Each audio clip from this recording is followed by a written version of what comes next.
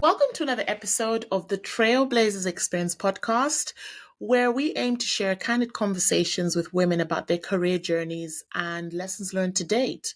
My next guest is the amazing Sarah Middleton, who's currently marketing director in mergers and acquisition. She has a myriad of experience working for various organizations, and I look forward to having this chat about her journey. Hi, Sarah. Hi, Natalia, and thank you very much. That was quite a grand entrance, so now I've got to live up to it. I would like to actually start because marketing director, when someone hears that, they're thinking brand, advertising, business, but your career and currently what you're doing now is completely different. Yeah, so I don't actually do any marketing anymore, which is quite strange. So I've been in marketing now for coming up for 27 years. So I've got quite a long pedigree. My career has been mainly in manufacturing, professional services. Done my most recent role before this one was in e-commerce as well. So, but it's all been in B2B. Um, Whereas my current role is about I work for a sustainability consultancy. It's a global professional services organization, 8,000 people across 40 countries. And what we do is if anyone wants to actually deliver sustainability, we have the consultants that come in, give the strategy, and then also can go on the ground and do any audits or remediation work, lots of different things. So we're quite an interesting organisation. And to grow who we are, we go out and acquire businesses. And I'm supposed to be targeted around 10 a year. I mean, I haven't done that many this year, but we buy lots of companies and they tend to be from around 30 people. So I'm working on one at the moment that's 30 people, and I'm about to work on one that's 120. So not huge organizations. Often they come from startup land and they've got to a point where to really grow, they need a massive cash injection. And it's the choice between getting more cash from a VC organization or being sold to a corporate like us. So it's quite a different role. So my role is, well, start off, I have an internal comms and a marketing background, which is just great because I like to merge the two because especially in professional services, marketing, you've got to really understand your people because your people are your brand. If you're I don't know, big oil company and a person from ERM work goes in and consults with them, that's the brand. So it's really important. So I do announcements. So right from I work with the acquisition, working up to announcing the acquisition. I'll support on the PR, internal communications, both within our organisation, but in their organisation as well, and help them along the change journey. Then my job flips over into more marketing. So I have to look at how do they go to market, what's their strategy, and then look at it and then look at what ERM is and then try to bring it together. And this is where brand comes in as well. So both that's the technical marketing. So I've got some at the moment that do quite a lot of lead generation, lead nurturing, and we don't particularly do that. So how do we either upskill our organization to do what they do, or how do we change the way that they work as well? So that's one big piece. But then the other is about brand. So I'm sure, I mean, Natalia, you've worked with organizations that are startups and moving on, is they've created a baby. So it's there, they've thought about the name, they've thought about the purpose, what it means, the brand identity, they've built a website, a social media following, and then we have one strong monolithic brand. So I also have to talk to them about, we're going to have to retire your brand at some point. There's a lot there that just to unpack. I mean, really just working 360 across from, like you said, nurturing a business, that's a startup, but Yeah, also taking it from the acquisition piece and then saying, right, how do we move this forward? What are the next steps? And yeah, communication, I think, seems to be very key in every really part key. of what you do. Yeah, and so that's why I think got this role based because I've got a lot of marketing experience, but I've also got a lot of internal, external communications experience. I've done crisis comms. I've done some of the most difficult crisis comms.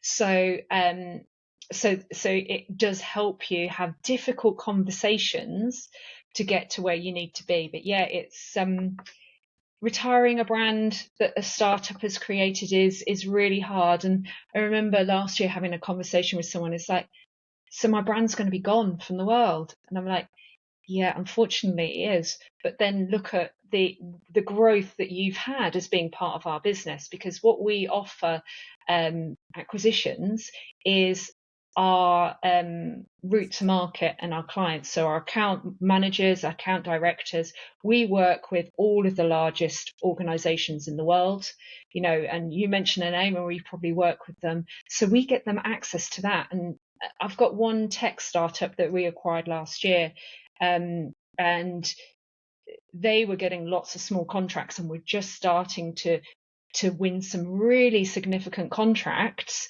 uh, using our network and our clients, which suddenly makes them much more profitable, because that's the big challenge that you have if you're getting lots of small contracts and you've got a tech platform. It takes as much effort to to deliver to a large contract as a small contract, and that's where we really come in. So you just have to remind them of the benefit of being part of our organization, and our clients expect them to be ERM, and with our standards, our policies, our procedures, our quality, all of the different things that they expect from a brand like us. So we give them that reflected presence in the market as well. Yeah, I think it's a very big step change. I think until the brand is actually signed on the dotted line and realizing what it means to be part of your organization, I think they're oblivious, isn't it, that Yeah, everything's going to change, but actually for the better, yeah, sort of as but a it's next hard. step. Yeah, and a big part of the job, even with the marketing side, is change communications. So one of the very first engagement I have with an acquisition, and that would be 6 weeks out. We're really fast when it comes to acquisition, so it'll be about 6 weeks out. I quickly realised in this role, because we're acquiring lots of smaller businesses than I am used to, that I had to help them understand the change journey. And a lot of them are really smart, well educated people. I've got one acquisition and they're all filled with Harvard graduates, but you still have to go through, this is the change journey. You're really excited about where things are going to be here. Your people are here, but you still haven't got your head round the fact that you're going to lose control of this business, total control. And the baby that you nurtured and grew and spent so many hours developing is not going to be there in 18 months. And then the other side is, back to the lead gen. We're very much about demand gen, not lead gen. Mm. We cross sell a lot. We're about content marketing. Whereas a lot of these organizations, they paid their mortgage based on their lead pipeline. And it's very difficult to say, actually, you don't need that anymore, because those leads coming in through your website are really small value and not very profitable. But you work with our account managers and you'll have massive accounts, but that's a loss of control. And, I'm sure it stirs up a lot of emotions when times were tough, which they always are in a startup organization. I mean, that's music to my ears because even just from a retail perspective, we're all about lead generation, but actually, where is the demand and where is the profit in terms of what that turns into? So Yeah, it's difficult, I think, for many businesses where they've started and nurtured that from the beginning, putting their first person on their database and yeah, converting it into a sale. But yeah. if it hasn't been profitable and it's not helping the business, then it's definitely a step change. So you've described to me, Sarah, I mean, you have an amazing role, which is cross-functional, working across people, customer, external comms, internal comms. Legal, Let's go, I know legalese. Let's legally. go all the way back. What has been your journey, and did you see yourself in this particular sector when you started out? No, no, and it's really interesting because I'm a chemistry graduate, which is completely different. And what usually happens when everyone expects me to have done media studies or English, and then I've had situations. This is a really funny story. So one job I sat down and I had to do some marketing campaign for a new product.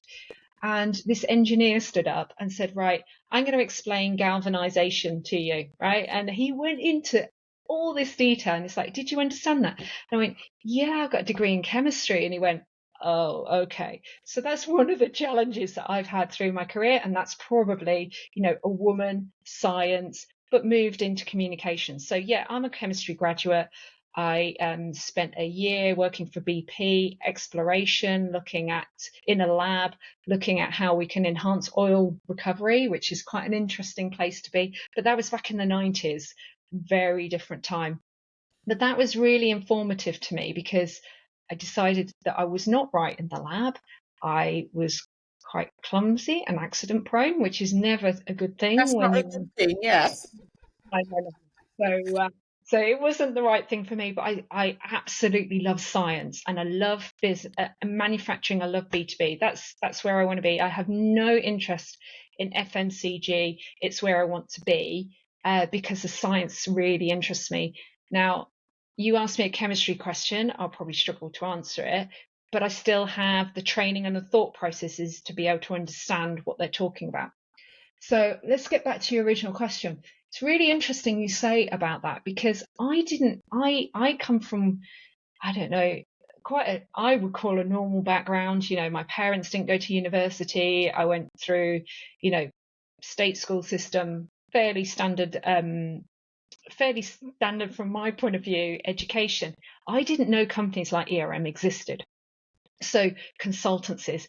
And I think I would have really liked to have gone and been a consultant in our business. It looks really exciting, especially for the young. There's an awful lot of young people in our organisation that do some really fascinating things on site.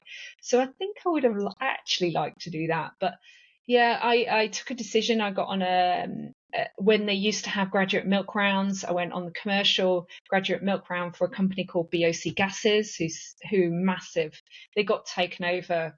They're called Linda now, but yeah, and I did lots of different placements.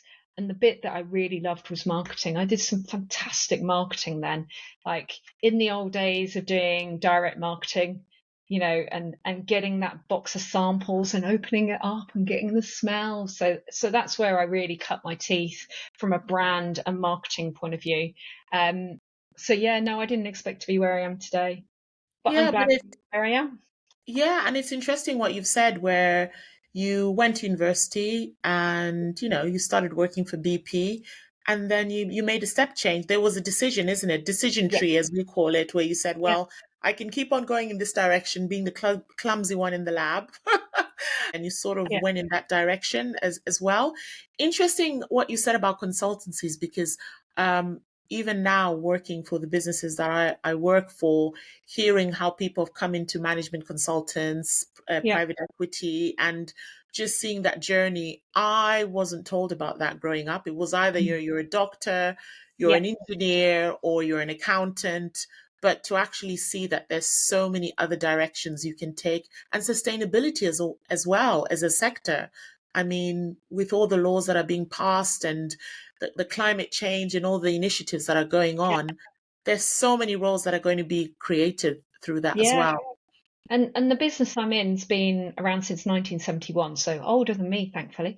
So it's been around a long time. But like you, I think one of the things, and I don't see it changing very much in the school system, if if your parents, um, aren't in the right circles to understand the kinds of careers that you could go in, your school will just pipe you through all of the different things. So I got told, well, your options are a secretary, a teacher, or a beautician at school. I was like, I'm not going to do any of those. And thankfully, I had the most amazing chemistry teacher, a woman, who just inspired me to go into chemistry. I just loved it. But I didn't know what I would do with chemistry. I think I chose it because I didn't know what I wanted to do. So I looked at pharmacy, I looked at optometry, lots of different applied sciences. I was like, I'm not sure I want to do that. So that's why I did chemistry. And I didn't know what I wanted to do when I came out. So thankfully, I did the year in industry with BP, which really started to, right, okay, I understand the different things. I saw marketing, I saw HR, I saw finance, all the different things. And then I had my role within the lab. But it is very difficult, I think, for young people at school these days to really understand the breadth of the things that they could actually go into. And as adults and mentors, I think we could do so much more to support that and give back to school and help them understand, help our future, the ones that are going to be paying our pensions when we get old, understand what types of careers there are that can give them real satisfaction. Definitely. And I think that's sort of one of the highlights, I think, of starting the podcast is someone's going to listen and say, they might be in uni now doing their chemistry degree and say, right, I'll finish that. But now I know step two, I could actually explore a different avenue, and just hearing about the different amazing careers and opportunities that are out there. So when you do see that job advert, online, you actually just go for it and not use what you've studied previously as an excuse not to go for a different career move and path. I mean, I remember really distinctively me applying for the job that I got on the milk round, the BOC job.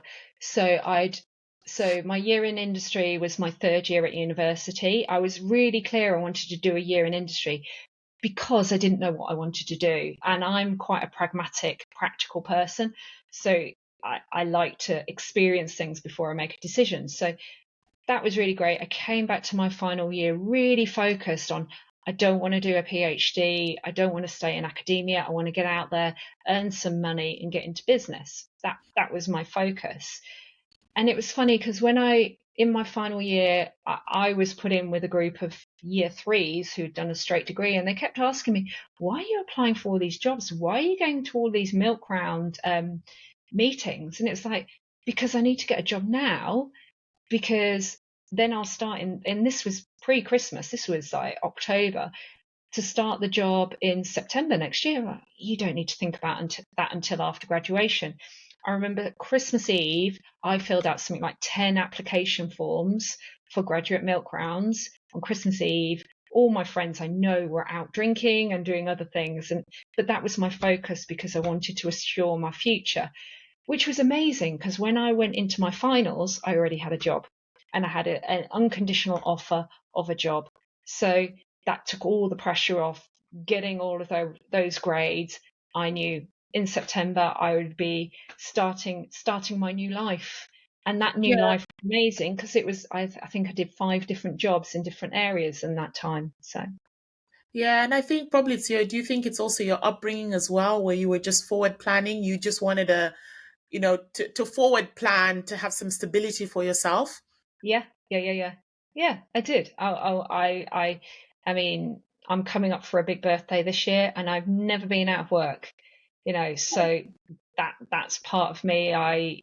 If I feel that things aren't working out where I am, I start looking and making sure that I make my future stable, and I've got a family now, so I have to think about that, obviously. But yeah, I've never not worked, and that's part of who I am. Yeah, definitely. So just thinking about things that have contributed to your growth, both personally and professionally, you've already touched on one of them, that you're very hardworking, you're very consistent. For you, stability is important, and I think that speaks volumes to you and your role. But what are some milestones or achievements that you're particularly proud of, just on reflection? Getting my chemistry degree, it was really hard. chemistry is really hard, but it's great to say to people, I've got a degree in chemistry, and they all go, oh, wow. Wow, this is interesting. So that was one. But actually, interestingly, the whole narrative about parents, becoming a parent, that's such a massive milestone in my career. So whilst it was really tough, my kids are coming teens, young teens now, so things are much easier. When they were little, obviously the childcare burden, the juggle, as I used to call it, working husband, he worked away quite a lot, juggling my career with that one. I think it really focuses you on what's important in your role. It makes you an awesome project manager because you've got to get home to feed the kids, pick them up. You've got deadlines to pick them up, get home, do it, and you have to juggle your life around making sure that you expand your career, but also making sure those little people in your life are safe, fed, warm, loved. That's such a massive thing, and I think that's made a huge difference to the way I am with my career. In terms of me as a manager, like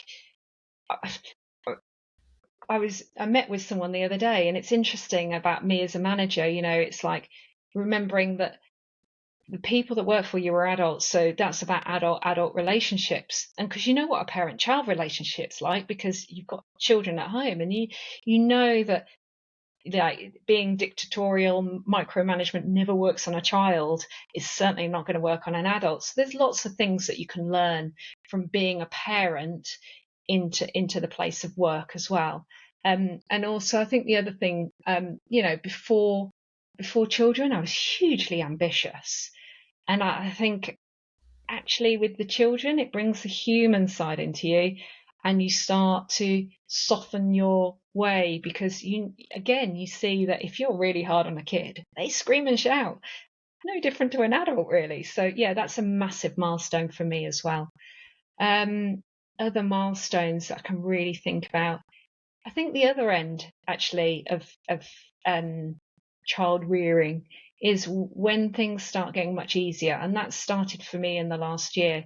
Suddenly you've got the headspace to really start your career again, and I think I'm in an interesting period, especially now that the whole ages and things hopefully is starting to crumble. I think about someone, I'm 50 this year, so, and you would normally think about someone at the age of 50 as being ready for retirement in 5 years. There's no way I'm retiring in five You've got a years. second wind. I've got to win here, and I'm going Yeah, to take it. that's amazing. I think it really speaks volumes talking about. I feel like as a woman, you go through different chapters You of do. each decade of your life. So whether it's your 20s, your 30s, your 40s, or Yeah. 50s, and then the added impact if you are married, if you are a parent, it just put things into perspective. And it really resonated with me when you said, when you not that I've always been ambitious and you're still ambitious, but your priorities just change. Yeah. The things that you used to give a shit about when you didn't have kids, you're like, I need to prioritize completely differently, isn't it? As well. No. And I said, I'm a woman of a certain age, I don't give a shit anymore. So yeah.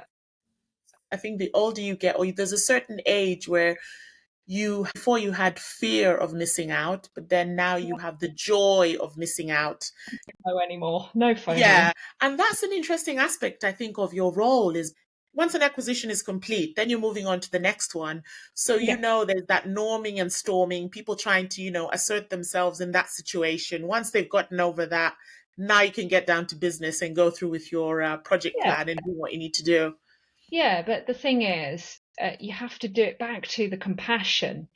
And, it's more than empathy. It's compassion. You have to do it all with compassion. And you've got to understand that these people are going through a massive change of control, change of lifestyle, going from a small business to a big corporate. And that's a really hard transition because big corporates do not move that fast. And there's a whole reason you have to start explaining the reasons why, because, the things that you do have impact somewhere else. So it's, the whole butterfly effect is very true in corporate. So that's why sometimes you've got to work a bit slower.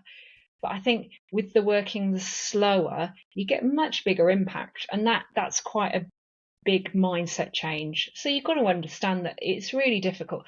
And then also the legal guys, they suck up a lot of time. So a lot of the times during acquisitions, these guys aren't getting much sleep. It's Because they're like, waiting, isn't it, for the next part of the process to be yeah, and they've got completed. forms to fill out. You think about you selling a house, right? Multiply that by 50 and then be responsible for 30 to 100 people. It's quite interesting. Talk to me, Sarah, about your core values and your ethics and how that shapes how you um, deal with your clients. I think a lot of it is coming through in the conversation that you have strong core values and ethics. Just what are they for you? Um, Interesting one. So sustainability is really important to me. So when this job came up, actually, it was like this really hits home with me about the planet, and we need, and it's not just about planet, it's planet and people, and the three P's: planet, people, profit. That's the only way that we're really, really going to affect change, is getting into these large corporations and helping them to change. And I maybe I'm naive, I don't know. I fundamentally believe that these humans within these organizations, the majority of them do not want to see our planet burn, and they do not want to see temperatures rise by whatever. They don't want to see their back gardens becoming the sea. So actually I really relate to the purpose of our business. Sustainability is our business. That's our corporate values. So that's really, really important to me. Integrity is so very, very important to me as well. So again, what I really like where I work now is there is a lot of integrity in this business, and there's some really difficult conversations happen about different things like oil and gas. Should we work with oil and gas, and all these different things? And that's great. I like the whole adult conversations that we have in this organization. So that's really important. I suppose it's, integrity, but also I've worked in places where it's parent child, and that's no fun. So being treated like an adult, having a say within the organizations is really important to my values as well. And the final one is, stability and family. That's really important to me. And that's really hard to come to terms with. When I've done these values, you do these processes at leadership courses, working out your values, and you don't quite want to put that down because you think that's a bit boring and safe. But actually, it is important to me. It drives a lot of the decisions. You just got to own it, haven't you? I think so, and I think it's also an anchor. It's an anchor as it's your foundation, it's your center point, it's your true north, where you sort of circle back if you are going through any challenges, which I'm going to, ask you about. Are there any challenges that you faced? You need something to center you and draw you back and to remind you why you're doing certain things, I think. And stability and family, if that's a core value for you, hold on to that with all you can. Mhm. At the end of the day, I think that's really important. Challenges. Ugh, so many. Yes. And, you work in such a dynamic and multifaceted industry, especially as a working mom, you've got two amazing girls. Talk to me about one that stands out where you just think, wow, that was a difficult moment for me. Um, there's one. It's quite personal, I suppose, but I'm happy to talk about it. Menopause. I'll put that elephant in the room, and I'm so glad that people are open about talking about it. That was real. I went through it quite young and didn't know I was going through it, and that was a really challenging period. I see myself as quite a strong person who knows her mind. I lost my mind, totally lost my mind with it. And thankfully, one day at work, not here, in a different company, but they do it here as well. They have one of these menopause awareness sessions, and I started going tick, tick, tick, tick, tick. Oh, wait a minute, is this what's going on with me? And literally anxiety. It was just horrific, and I hadn't realised what was going on. Um, but I ignored it. I kept ignoring it. I'm like, I'm too young. I'm too young for that. You know, I'm only in my early 40s, mid 40s. I'm too young to go through this, and I don't want everyone to think that I was old. So I ignored it, and it just got worse. And then the day that I went, I'm going to do something about this, rang the doctor, explained my symptoms, and then they said, well, do a blood test. Right, yes, you're in perimenopause, and here's some tablets. My world changed in 10 days.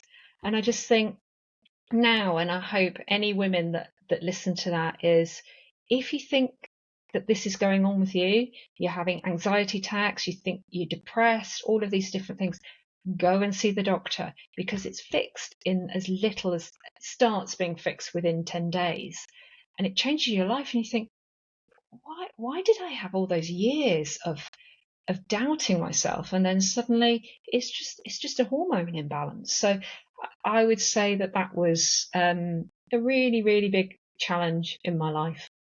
Because once again, it's something that's not talked about. It's probably No, taboo, not, in many cultures, it is. as well. And, there is no handbook for you to say, right, when I get to this stage, I may have to change how I manage my time and how I do things at home and at work. It's just not there. Yeah, yeah. No, And it's not. also, go ahead. No, go on. And also, I think what it's also shone a light on is by organizations focusing on menopause, they're also focusing on everything that encompasses being a woman, and Mm. that's leading to improvements within the businesses too. Yeah, and the thing that I'd like to add, I think it leads to improvements for men as well. You Yes. know, not having to be a certain way. I started work in the 90s, when our city boys with shirt jackets, used to go to work with a very nice suit and good shoes and all of that sort of thing, and put on this face. Yeah, I have my work face and then my home face. You don't need to do that anymore. And I think, people speaking up about the challenges they have, neurodiversity in there, you have, you know, different ages, family, all the different stages of life, and actually making it a bit messy, I think has made things so much better for everybody. I think so. I think the consideration bar has just been set. I think there's been Yeah. a real step change, and that's a good thing And as and well. there was in my last company, there was a whole, I know you're a mental health first aider as well. There was a whole load of mental health activities in my last place. And the thing that stuck out for me was just asking one really simple question. And that was, how are you feeling today? And it's just an interesting question, that. And and I think we all need to do it much, much more. We're all humans, and we spend so much time at work. We should encourage people to talk about it. And the other stat that really depresses me actually is, once men get past a certain age, so the mortality rate of men, I think, is much higher than women, but it's only up to a certain age. And once they get past a certain age, then it's on parity. But a lot of that is about mental health and Mm. just getting into these loops. And it's just so sad, because there is nothing in this world that should make you think that it's not worth carrying on. Really not. Yeah, there's a lot about everyone just wants to be seen and be heard and just be acknowledged. And just like you said, how Yeah, are you actually doing today? And sometimes there's a silence. The person opens up and you didn't even expect it. But I think yeah, now that organizations, schools, whether you're going to the gym, this genuine interest in people wanting to know how people are doing, I think is really good.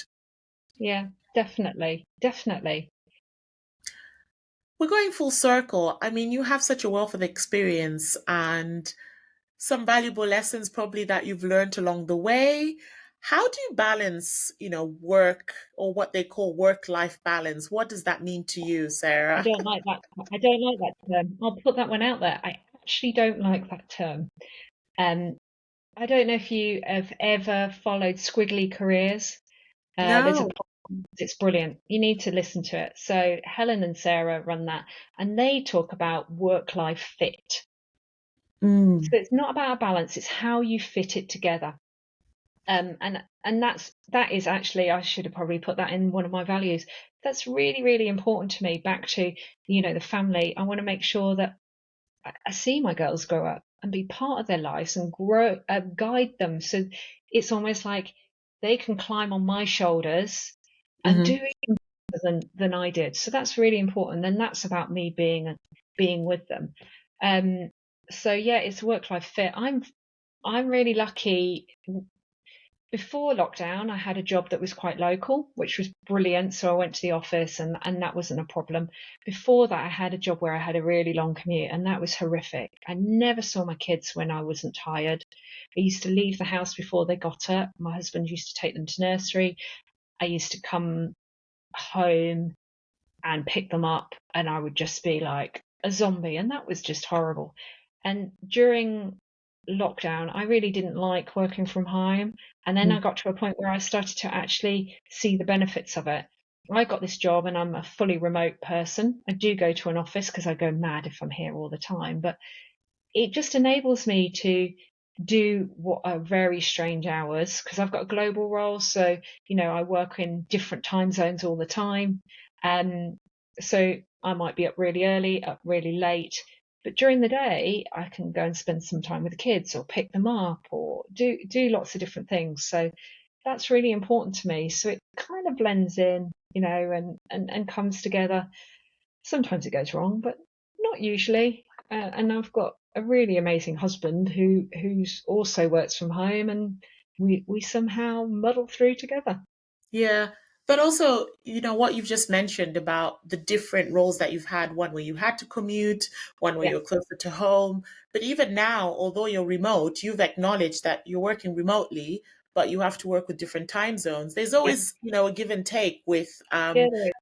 deciding what you want to do and how that fits with your life in that moment. Yeah, yeah. And then there's some other non-negotiables now in my life, and this is, I think, one big tip for everybody. Um, my fitness. So this is something that we can talk about together because we both go to the same gym. And so with my fitness, it used to take second place, and I used to find that I'd go to the gym in the evenings. It would be sporadic, and so I actually made a commitment to myself, maybe 2 years, maybe a bit longer, is I will prioritize my fitness. And what I was finding was I was giving the best of myself to work. It's like, no, I need to give the best of myself to myself. So now I'm in the gym every morning, and that's non-negotiable. But I mean, there was, I think last week, I couldn't make the early session, so I went to a lunchtime session. But that's part of who I am, and I make it non-negotiable now. It's blocked in my diary. People know. I say, look, I'm really sorry, I can't do that time because that's when I go to the gym, but I can do that time or that time, and I work around it. And and it's the same. There's lots of other things with that. So my children go to dance lessons. Again, I need to take them there. I block it out, I work around it. And I think that's really important as well when it comes to work life fit, is making sure that you get the best of both worlds. And then on the other side, the company gets the best of me because, I'll have meetings at really weird times. I think I had a 2:30 at one point in the morning. So it's got to be give and take. Do you think that the ability to set non-negotiables for yourself comes with confidence and, I guess, experience? Because when I I think think, about myself, I don't think I could have ever in my 20s said I was also into fitness then, but I was also putting it on the wayside because, the job was the priority at that time. But now at this level, I know, okay, if fitness is a priority for me, really the time slot for me is really early in the morning. yeah, Do you think that comes with experience as well? I think so. But also, my mindset to fitness has changed a lot. And it's not about the goals of doing an event. I used to be into running, cycling.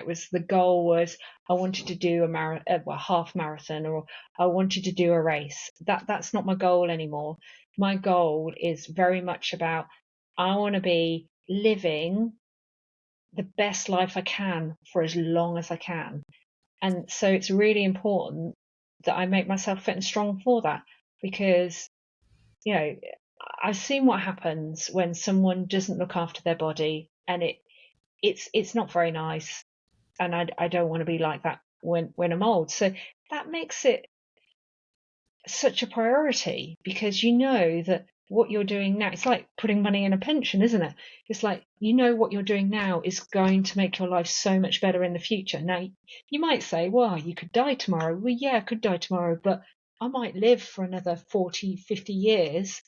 And I don't want to be that person that's can't walk.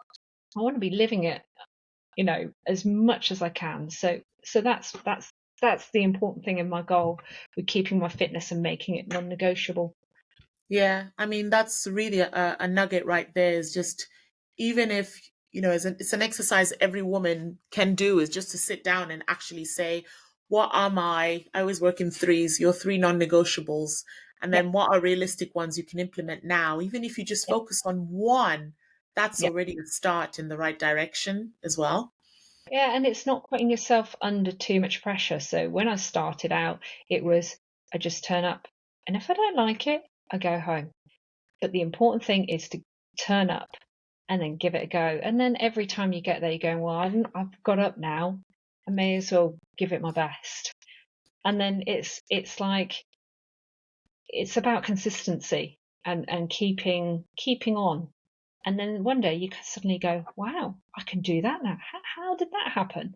But that was just like, there's the theory of the 1% rules. If you do something 1% better every day, that's But in 100%. I know increments, yeah, it's compound and all of that sort of stuff, but exactly. Yeah, let's not go into that. But if you have, let's not talk percentage. You got 100, and you have, every day you do 1%, you're 100 later on. So you have to start you need somewhere. to think like that. And maybe Definitely. that's the big thing about the career as well. So when you're young, you want to rush to that next level, and you want to rush to that next level. And actually, it's far better just sit back and go, do you know what? Now's the time to get all of the different foundations to my career. So then when I get older, I really understand what I'm doing. So, I mean, I've got quite a breadth of experience from when I was younger. I've been in sales, I've been in retail, I've been in marketing, I've been in large scale marketing, I've been all over. And now for my job in M&A, it's like, it's lovely, because everything comes together, and it's like, there's nothing I see when I go into a business that I go, I don't really understand that. It's like, no, I've got some experience that we did that from there. Right. I can see how this could move to here, and we can fit it together. And that's really important if I think about any young person, ambitious person coming out of university or out of school, is don't rush it. Look at what you can do to build your foundations, because that will pay off later. It's being a sponge, isn't it? Just absorbing every Mm, department, yeah. every opportunity, every ad hoc task that you're given, Yeah. just Before adding you it have to your kids, toolkit. before Yeah. you have a mortgage, before you get married. Well, and the marriage is not the big one, but the kids and mortgage stop you from being quite flexible. I think I lived in my first few years out of university. I think I lived in 5 different cities and 15 different houses. I moved all over. And that was brilliant. It was hard, but brilliant for me now, because I can, even like sales. I did sales for a year, 18 months. And now as a marketer, I can understand how, about customers. And well, that's just not going to fly with a customer. They're really not that interested in X, Y, and Z. You need to get it as, they're busy people, and they're more focused about their lives and not on your product. So Yeah. it's, It gives you the leverage, isn't it? Your background and your eclectic mix of experiences, from science to marketing to brand.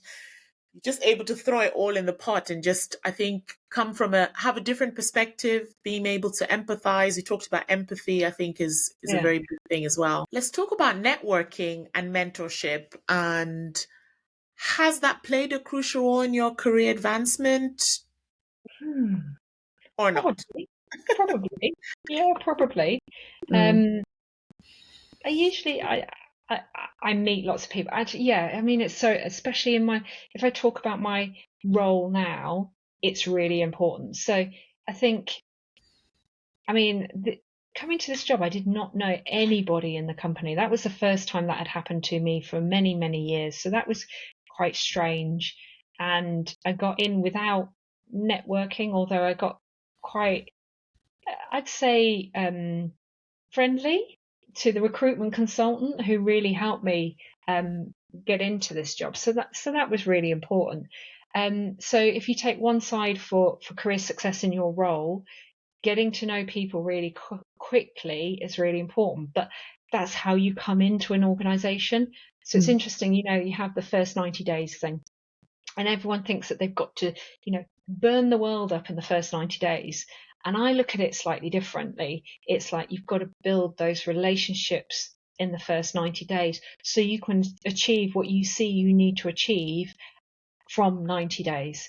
So networking, being human, talking to people is really important in my job to get stuff done, and finding, you know, it's the favor network. I've got this announcement coming up. I really need your help because I need a social post writing and I need a video. And can you just quickly do that for me? Really, really important. So that's one part of networking. Mentorship, I wish it had played more of a part in my life than it actually has. mm. Um, Although it has done in the last, I'd say, 8 or 9 years, actually. So I've got a couple of people that I turn to for conversations. In the organizations that I'm in, I try to develop relationships with people I think, do you know what, they can really help me develop and give different perspective. So that's really important to learn as well. But also hooking back into your networks from the past, like I think I got one job and I applied for it out of the blue. I saw it and thought it's good. I think that HR manager I used to work with is a HR director there. Oh, reached out to her and said, yeah, I am. Let me go and have a chat to so and so. And then that made my pathway into the organization much easier. The other thing is, applying for jobs and things is really hard these days. LinkedIn, companies get spammed with people just doing random applications, and there's a lot of filtering and software involved. So again, if you've got experience in networking, having the courage to contact someone directly and say, hi, I've seen this job, looks interesting, I'd love to have a chat with you to find out if it's a role that I'm appropriate for. Would you mind? And do you know what? It's funny. Someone told me that technique. 9 times out of 10, they want to have a chat about it. And that's really important too. So yeah, it probably played much more of a part of my life than I think. I wish I got into it and be more vulnerable in my 20s to be able to ask those questions. It was always very much, now I know what I'm doing, I'm going to just do it in my way. And I think I made some missteps because I didn't have those people to go and talk about it. Yeah, it's finding your circle, isn't it, within your industry, or if it's not in your industry and you're looking to um, do a step change, it's Yeah, introducing yourself to those, which is very hard, like you said, attending events or pay approaching event. someone on LinkedIn. It's really difficult because you're once again, I always compare it to being back in high school, and trying to introduce yourself to people, but I think being authentic and being vulnerable, what's the worst that can happen? Yeah, yeah, very much so. And I think that's a really important thing is once you realize that actually vulnerability is a huge strength rather than a weakness, life changes quite a lot. People want Definitely. to help you. People are humans. Not everyone is out there to stab you in the back in corporate life. And I think sometimes maybe it's the TV that does it to you. You kind of think, my daughter's watching Suits at the moment, and that's all corporate backstabbing. And you're like there going, this doesn't really happen, you know. But that's what they see. That's what kids see about the corporate world. And actually, we're all just humans trying to get through life together, aren't we? I loved what you said about the first 90 days is about building relationships, observing, understanding the business, so that after the 90 days, you know who your tribe is. So circling back, what are some of your aspirations or goals now for your career?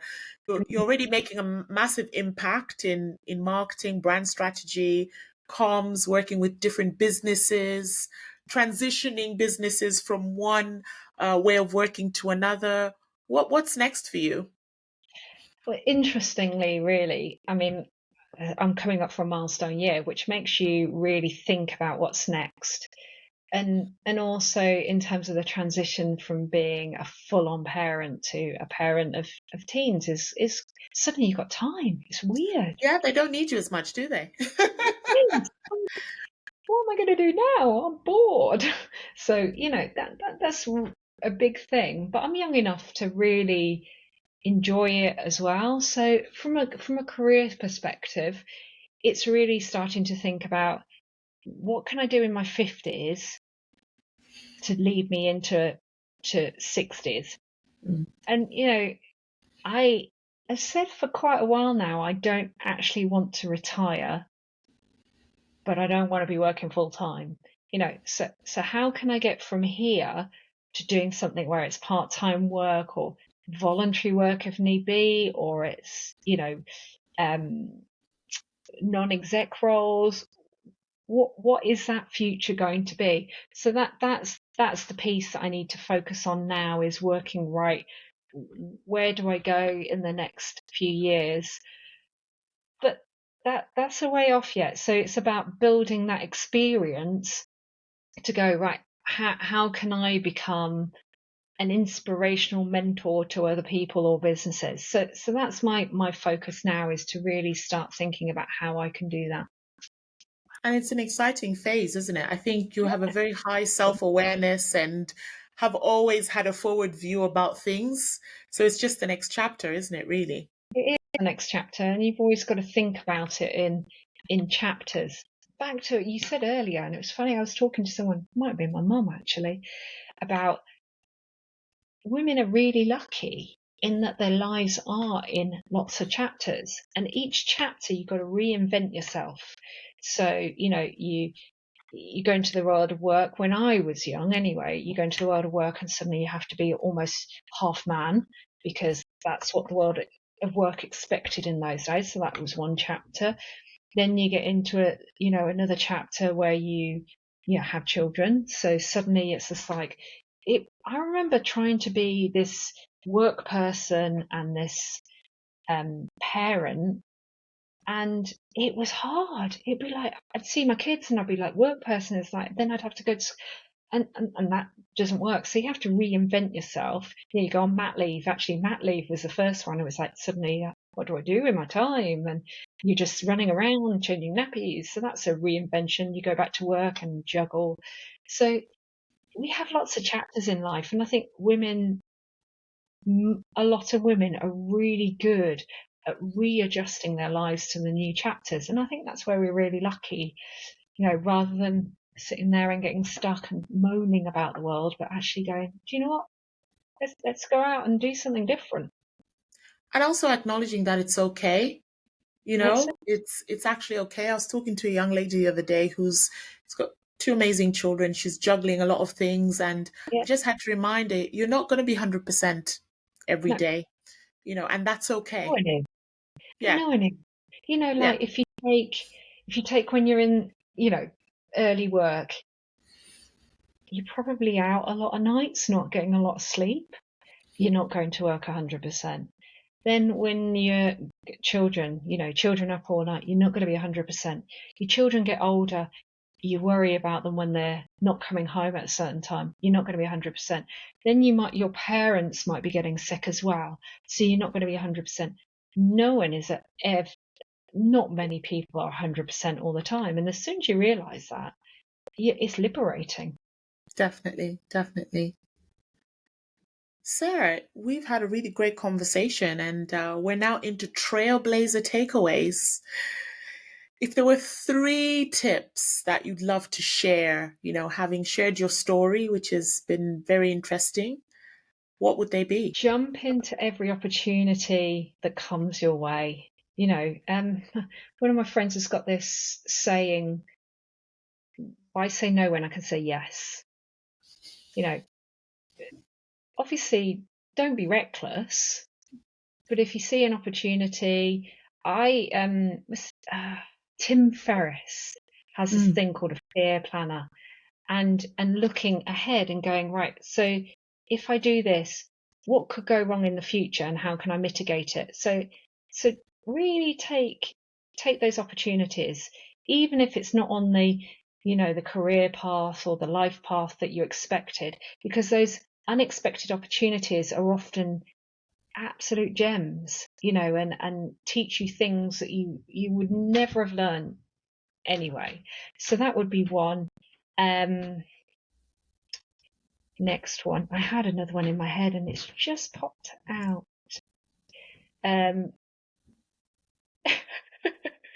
So take every opportunity that comes along. Don't take yourself so seriously through life. We're all humans trying to get from A to B. Be kind. That old adage that everyone says, just be kind, because you never know when that's going to come round and bite you if you weren't kind. So that's really important, and treating people as you want to be treated as humans, because we're all going to get there. That was it. So with that one as well is, there's a guy called Peter Crone who always talks about, if you were that person living that person's life and had that journey that person had, you would be doing exactly the same thing as they were doing. When you get that perspective, you just kind of let it go, and they're just a human trying to get through life. Third one. I think it's got to be about confidence in your earlier life. I was hugely back to the front. It was because I didn't have the confidence in who I am. And actually, when you get to a certain age, you're like, that's not important. You just who you are, just be yourself, be vulnerable, because people just want to help you. And when you're vulnerable, people connect. And that's really important, is about connecting to people at a human level. Sarah, this has been amazing. You have a very high self-awareness. You're very observant, a forward thinker, forward planner. I can see that in you, lots of resilience, but empathy just speaks out to me. And I think, in your journey, sharing how your background, having a chemistry background, but also your family and how that's sort of transitioned into the role that you are now, I think you should be very proud of yourself. Thank you. And thank you for sharing your story, because I'm very confident it's going to help someone have that epiphany. So thank you so much. You're inspiring in your ways. I mean, we go to the gym together, so we know each other quite well, and you just say, get on with it. And then I watch you and how strong you are and all the other things. So, give yourself a pat on the back. Pat on the back. On that note, thank you so much. Thank you.